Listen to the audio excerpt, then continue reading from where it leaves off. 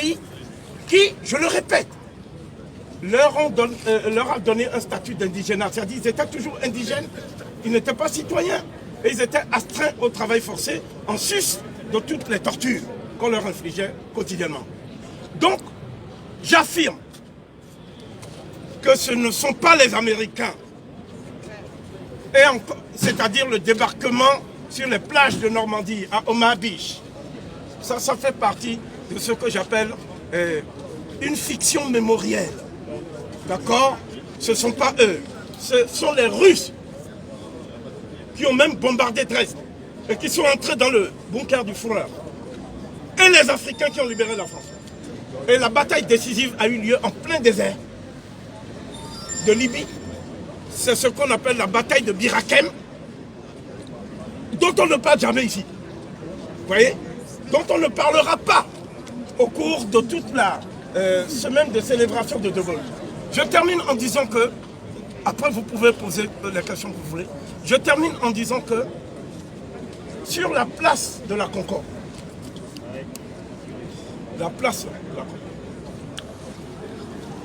au nom de l'abolition des privilèges,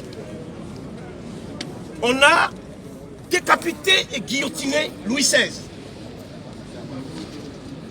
Et lorsqu'on a décapité Louis XVI, il manquait une voie pour que sa vie soit sauve. Et ceux qui ont dit il n'en est pas question. Robespierre, Saint-Just, Marat, Danton, Collot d'Herbois, tous ces gens-là n'ont pas aboli les privilèges. Si on avait aboli les privilèges, la République n'aurait pas continué à faire la colonisation et l'esclavage. La Première République a poursuivi cette injonction à faire le Code noir. Oui, bien. Le Code noir. Et la Deuxième République l'a fait et a achevé l'industrialisation de la France.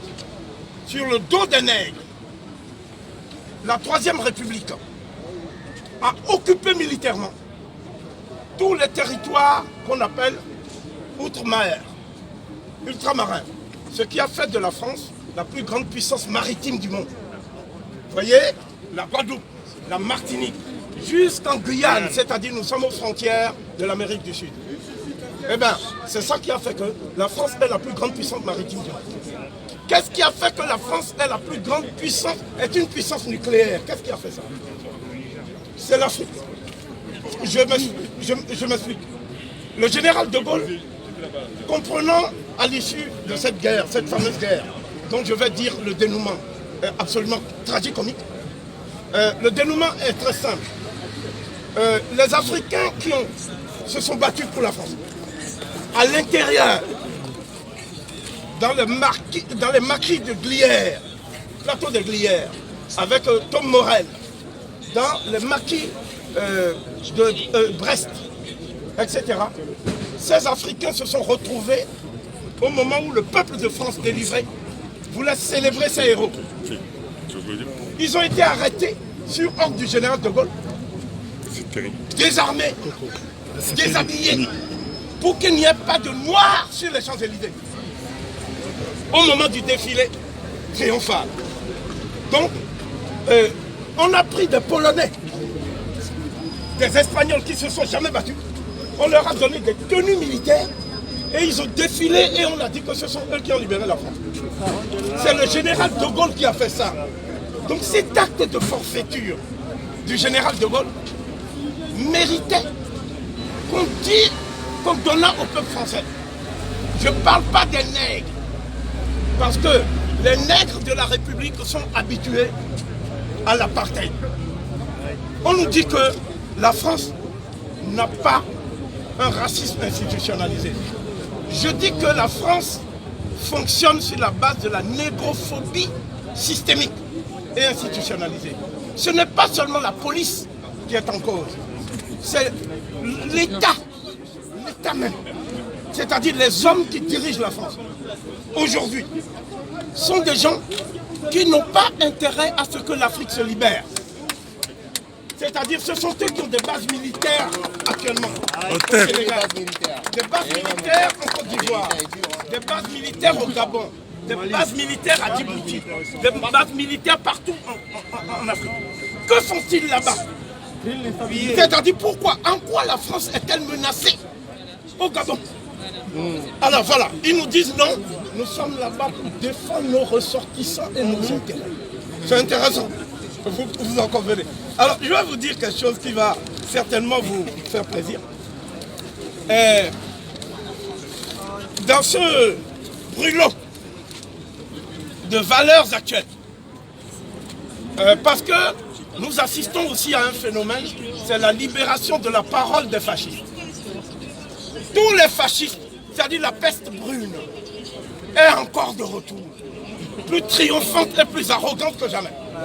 Et ici, on dit, ces racialistes qui veulent mettre la France à genoux. Ok? Alors moi, je vais dire quelque chose.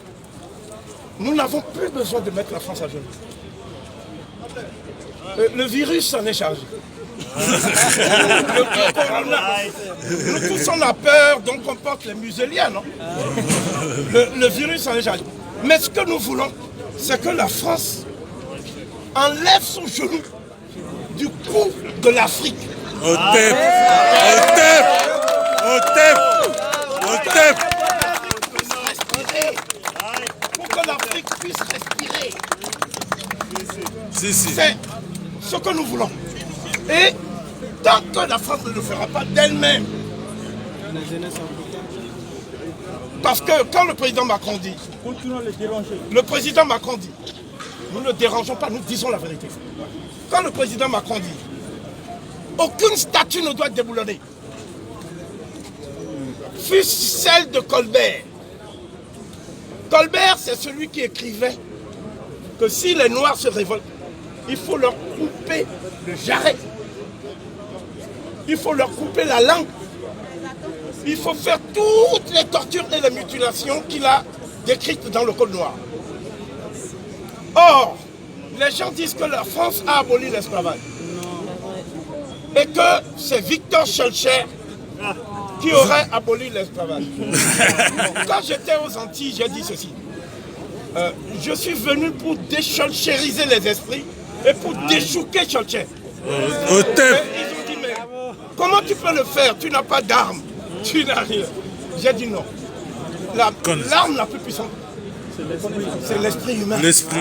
Au TEP. Vous pouvez contrôler tout ce que vous voulez, mettre des CRS partout. Vous ne pouvez pas contrôler l'esprit des nègres. Merci. Au TEP. Parce que nous, on a vu toutes sortes de souffrances. La souffrance nègre, c'est la souffrance multiséculaire qu'on n'a jamais vue chez aucun peuple. Aucun peuple n'a souffert comme ça. Exactement. C'est cette souffrance qui fait que chez nous, nous ne sommes pas chez nous.